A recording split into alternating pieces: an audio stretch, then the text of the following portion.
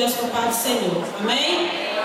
Estou feliz com Jesus nessa noite. Estamos aqui, irmãos, nesse 8º dia dessa campanha. Creio que o Senhor, Ele a cada dia que nós temos chegado aqui, o Senhor tem manifestado o seu poder, o seu milagre nas nossas vidas.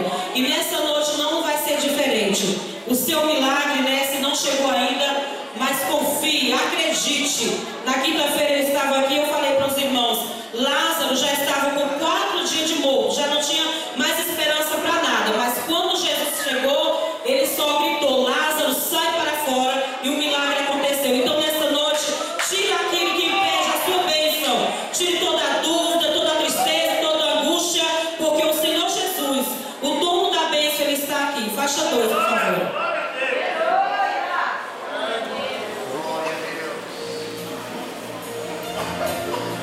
Aleluia, Jesus.